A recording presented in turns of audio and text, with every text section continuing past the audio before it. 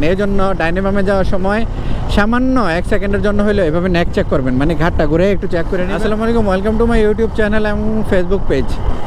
আজকে আমি blind spot নিয়ে আপনাদের সাথে কথা বলবো। ব্লাইন্ড স্পট আপনারা বুঝেন কি না? প্রত্যেকটা গাড়ির কিন্তু ব্লাইন্ড স্পট থাকে। আপনার যেমন ব্লাইন্ড স্পট থাকে এবং রাস্তায় যত গাড়ি দেখতেছেন প্রত্যেকটা গাড়ির আলাদা আলাদা ব্লাইন্ড স্পট থাকে। তা আপনার ব্লাইন্ড স্পট কোনটা আপনি আগে সেটা বুঝেন। আমি আপনার লুকিং গ্লাস দিয়ে আপনাদেরকে বোঝানোর চেষ্টা করি। এই যে আপনি লুকিং গ্লাস, আমি তাকাইলাম, লুকিং গ্লাসে কী দেখলাম? আমি পিছনের গাড়িগুলোকে দেখতে পাচ্ছি। একদম ঠিক আমার পিছনে কোনো গাড়ি আছে কিনা এটা কিন্তু আমার লুকিং গ্লাসে দেখা যায় না। যে জায়গাটা দেখা যায় না এটা হচ্ছে আমার ব্লাইন্ড জোন। আর লুকিং গ্লাসে আমি পিছনের জায়গা দেখতে পারতেছি, কিন্তু আমার সমান্তরালে এই পজিশনে কোনো গাড়ি আছে কিনা এইটা কিন্তু আমি দেখতে পাই না। আমি আপনাদেরকে প্রমাণ দেখাই। এই যে নোয়া গাড়িটা, এই যে আমার এই পজিশনে দেখেন নোয়া গাড়িটা আছে, আমার লুকিং গ্লাসে দেখা যায় না, কিন্তু এই পজিশনে কিন্তু গাড়িটা আছে। দেখছেন লুকিং গ্লাসে দেখা যায় না নোয়া গাড়িটা। এইটা হলো আমার নোয়া গাড়িটা, হলো আমার ব্লাইন্ড জোনে আছে। তো এরকম সিএনজিটা দেখেন, এই যে আমি যদি গাড়িটা চালাই এই জোনে এই পজিশনে লুকিং গ্লাস সিএনজিটা দেখা যায় না, এই যে এখন দেখা যাচ্ছে। তো ওই প্রত্যেকটা আপনার যেরকম ব্লাইন্ড জোন আছে আমি দেখাইলাম, এরকম প্রত্যেকটা গাড়িরই কিন্তু আলাদা আলাদা ব্লাইন্ড জোন আছে। তো ট্রাকের ব্লাইন্ড জোন কোনটা? ট্রাকেরও ঠিক পিছনে যদি আপনি থাকেন আপনি কিন্তু ট্রাক ড্রাইভার আপনাকে দেখতে পাবে না। আরেকটা জায়গায় দেখতে পাবে না, সেটা হলো আপনি যদি ঠিক এই পজিশনে আপনি বাইকটা রাইড করেন, এই পজিশনে ট্রাক ড্রাইভার আপনাকে দেখতে পাবে না। এটা হলো ট্রাক ড্রাইভারের জন্য আপনার ব্লাইন্ড জোন, মানে এই ব্লাইন্ড জোনে আপনি বেশিক্ষণ রাইড করবেন না। কোনো গাড়ির ব্লাইন্ড জোনে বেশিক্ষণ রাইড করবেন না। যদি ব্লাইন্ড জোনে আপনি থাকেন তাহলে অবশ্যই হর্নের ব্যবহার করেন। এই যে আমি এই গাড়িটার ব্লাইন্ড জোনে আছি, আমি হর্ন যদি দেই তাহলে এই গাড়ির ড্রাইভার কিন্তু বুঝতে পারবে তার বামে কোনো গাড়ি আছে। যদি প্রয়োজন হয় আর কি হর্নের ব্যবহার করবেন, বেশিক্ষণ ব্লাইন্ড জোনে কোনো গাড়ি থাকবেন না।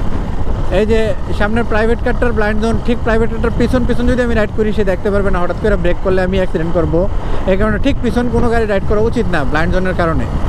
আর হইলো এই প্রাইভেট কারটার এই ঠিক সমান্তরাল পজিশন, মানে এই পজিশনে আমি যদি রাইড করি, প্রাইভেট কারের ড্রাইভার কিন্তু আমাকে এই পজিশনে রাইড করলে ড্রাইভার কিন্তু আমাকে দেখতে পাবে না। এটা হলো তার ব্লাইন্ড জোন, আমি তার ব্লাইন্ড জোনে আছি।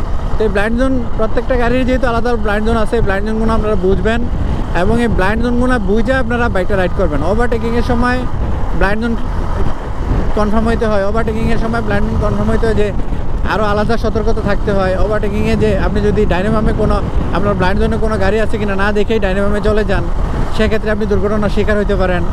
অথবা ল্যান্ড পরিবর্তনের সময় আপনি যদি ব্লাইন্ড জোন কনফার্ম না হয়ে ল্যান্ড পরিবর্তন করেন, আপনার ব্লাইন্ড যদি কোনো গাড়ি থাকে, আপনি যদি হুট করে ডান থেকে বামের লাইনে চলে যান, বাম থেকে ডানের লাইনে চলে যান ব্লাইন্ড জোন কনফার্ম না হইয়া, তাহলে কিন্তু আপনি দুর্ঘটনার শিকার হবেন। ওভারটেকের সময় অনেক সময় যদি বড় বড় দুইটা গাড়ি থাকে, মনে করেন কোনো বড় একটা গাড়িকে ওভারটেক করছেন, তার ঠিক সামনে কোনো গাড়ি আছে কিনা আপনি দেখতে পারেন না অনেকটা সময়। তো এরকম তার সামনে গাড়ি আছে কিনা ওভারটেক কনফার্ম না হইয়া, যদি রাস্তাটা সিঙ্গেল হয় যে আপনি তারে ওভারটেক করে আবার তার সামনে দিয়ে ঢুকবেন, উল্টা দিক থেকেও গাড়ি আসে, ঠিক তার সামনে গাড়ি থাকলে আপনি তাকে ওভারটেক করে আর সামনে যদি ঢুকার জায়গা না পান, উল্টা দিকের গাড়ি কিন্তু আপনাকে এসে মাইরা দেওয়ার সম্ভাবনা থাকবে। এই জন্য ওভারটেক করার সময় আপনাকে ব্লাইন্ড জোন কনফার্ম হইতে হবে। তো ব্লাইন্ড জোন কনফার্ম হবেন কীভাবে? ব্লাইন্ড জোন কনফার্ম হইতে হলে 2-3টা কৌশল আপনাদেরকে শিখাই দেবো। একটা হলো ব্লাইন্ড স্পট মিরর লাগাইবেন এই জায়গায়, এই ঠিক এই পজিশনে গ্লাসের অথবা এই পজিশনে ব্লাইন্ড স্পট মিরর পাওয়া যায়। মিররগুলো লাগাইলে আপনার এই ব্লাইন্ড জোনে কোনো গাড়ি আছে কিনা অথবা ঠিক পিছনে কোনো গাড়ি আছে কিনা এই মিররে কিন্তু আপনি দেখতে পাবেন।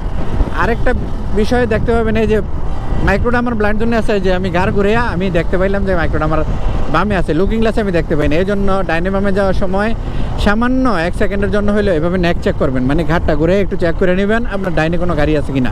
তো বামে ঘাটটা ঘুরে চেক করে নেবেন আপনার বামে কোনো গাড়ি আছে কিনা। এই জিনিসগুলো কনফার্ম হইয়া আপনি ওভারটেক করবেন।